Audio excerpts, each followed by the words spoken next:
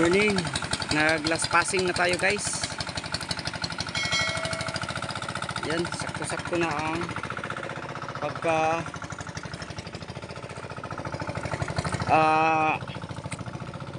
bulok ng lupa, ng damo. Sorry, damo pala. Ayan, ito na yung agi ng last passing natin. Maganda-ganda na ang yan ang resulta sa lupa.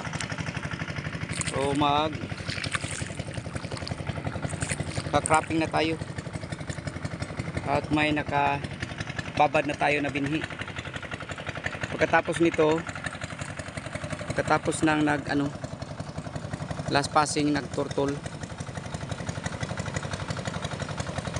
mag-level na siya ulit, i-level na. Ayan, gamit ang yan, level na kahoy. Level na siya.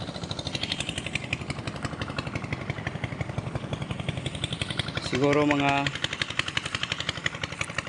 Monday tayo makapag direct 20 to 21 mga ayan sa yan na pizza tayo mag direct seeding.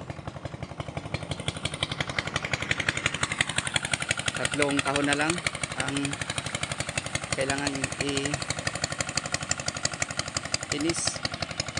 Yan, dyan, at saka doon. Dyan. Liit-liit na lang.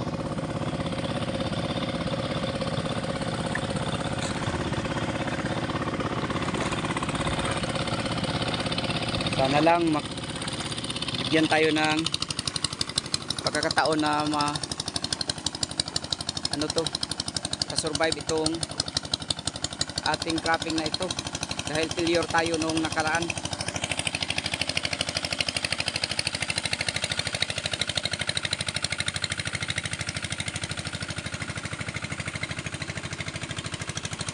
Failure tayo nang nasundan nito na cropping. Sana makabawi tayo nito sa ngayon.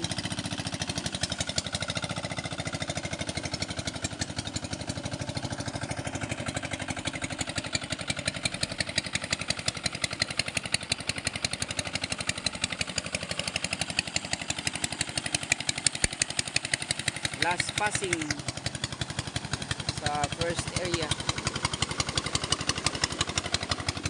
Ito na lang dito ang kasunod, pangalawa. Yun lang po, maraming salamat po. God bless sa lahat. Happy farming.